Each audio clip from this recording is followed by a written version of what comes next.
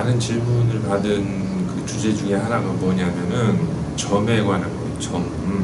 과연 주역이라는 게 점치는 책이냐 뭐 아니냐 이런 부분들이 사람들이 많이 또 궁금해하고 실제 질문도 많이 받았어요.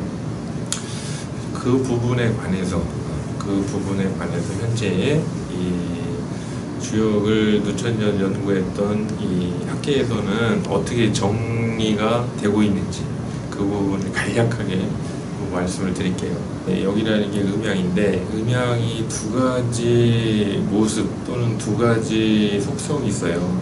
정반대.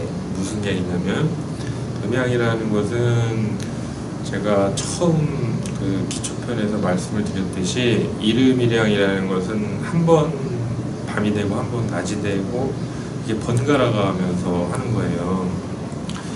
그거는 여지없어요. 단 한 번도 예외 없이 그렇게 낮과 밤이 진행이 돼요. 그 예측이 필요가 없는 거예요. 낮이 끝났는데 밤이 올까? 낮이 가면 밤이 온다는 사실을 의심하는 사람은 아무도 없어요. 그런데 음양의 얼굴은 그런 것만 있는 게 아니에요.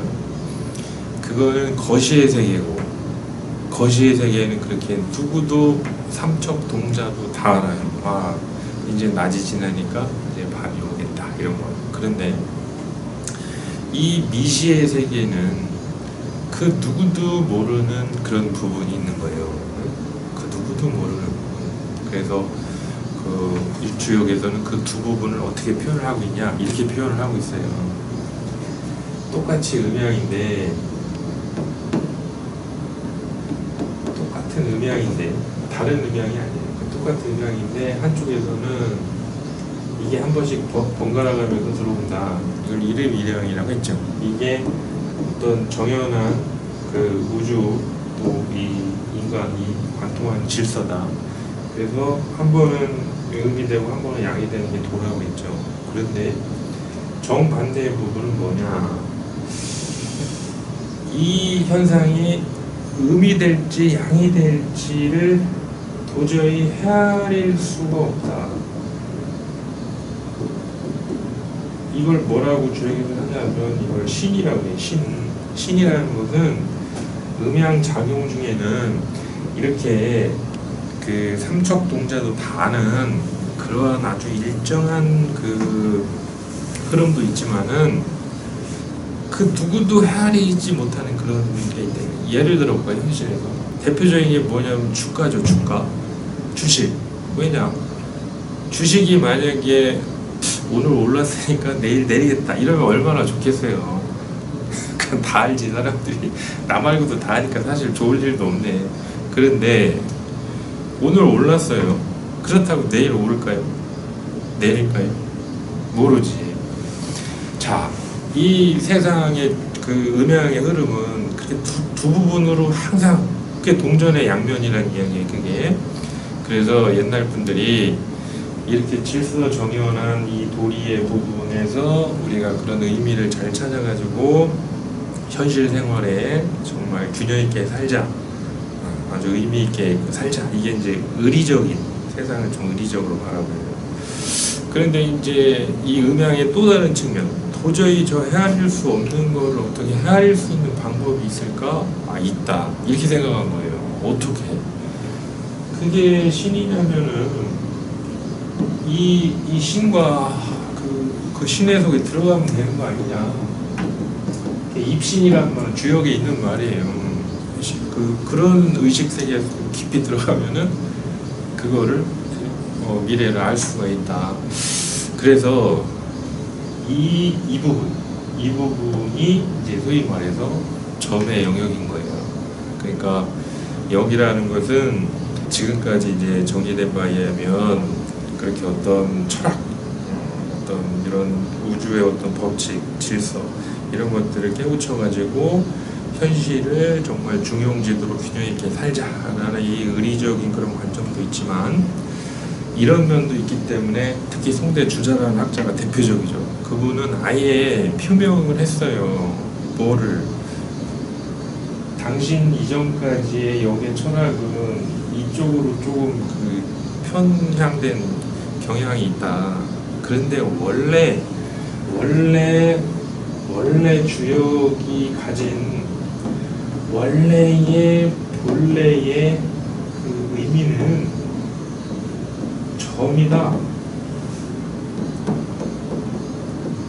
라는 당신의 주장을 하기 위해서 책 이름을 주역본이라고까지 하면서 여기라는 건 점치는 책이다 이렇게 얘기를 한 거예요. 그러니까 이 이전에 이제 대표적인 정의천이라는 그 학자가 물론 대표적이지만 그런 어떤 의리적인 의리라는 게 의미예요. 이 의미를 우리가 거기서 채용해서 삶에 이제 녹여서 쓰는 걸 의리적이라고 하는 거고, 그게 아니고 정말 이게 미래라는 게 분명히 나한테 오긴 오는데 이것을 어떻게 알 수 있을까 했을 때 주역에서는 알 수 있다.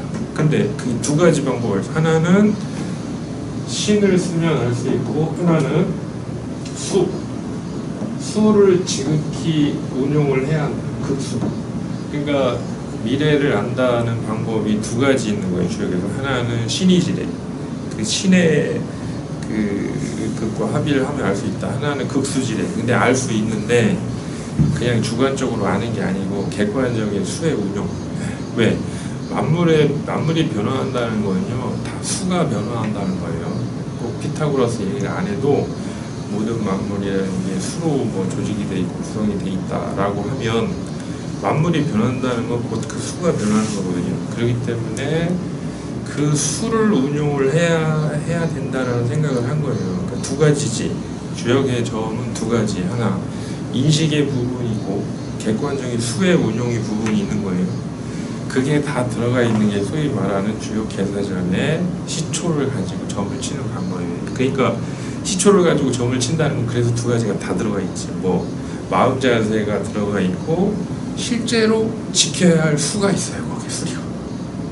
그래서 이 두 가지의 방법으로 이제 어떤 미래에 관해서 점도 치고 하는 거기 때문에 주역이 점서냐 아니냐 뭐 그런 부분은 이제 원래는 사실은 이미 정리가 된 부분이에요. 주역이라는 거는 그 두 가지 얼굴이 다 있다.